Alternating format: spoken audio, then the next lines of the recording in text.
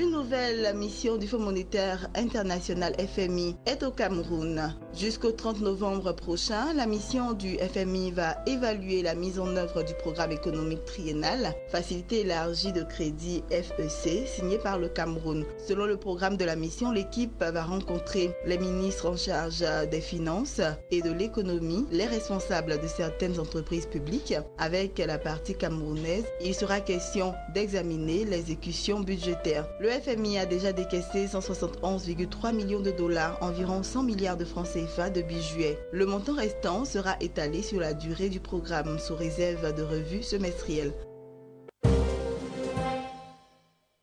Les banques sud-africaines ont donné un ultimatum au gouvernement pour mettre de l'ordre dans le management de deux sociétés d'État, notamment Eskom. L'information a été donnée par le ministre des Finances lors de son discours de mi-parcours sur le budget. Il avertissait les députés sur l'urgence d'agir pour le sauvetage de ces entreprises.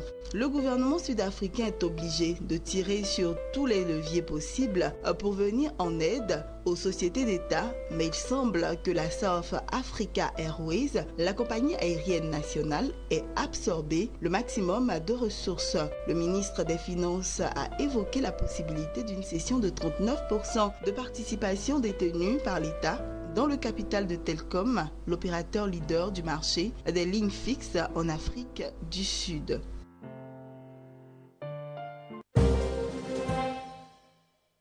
En Ouganda, la filière café a affiché de bons résultats durant la saison 2017-2018, achevée en septembre dernier. Les exportations de fèves ont en effet progressé de 39,4% en volume pour atteindre 4,3 millions de sacs, tandis que la valeur des expéditions a bondi de 67% en s'établissant à 545 millions de dollars. Cette performance est à mettre au compte des campagnes massives de plantation menées par l'autorité ougandaise de développement du café et les parties prenantes du sous-secteur qui ont boosté la production et à une meilleure implication des exploitants dans leurs activités. L'Ouganda, pour rappel, représente le second producteur africain de café et le 9e au plan mondial. La filière café emploie quelques 500 000 agriculteurs et contribue pour environ un quart des recettes d'exportation du pays.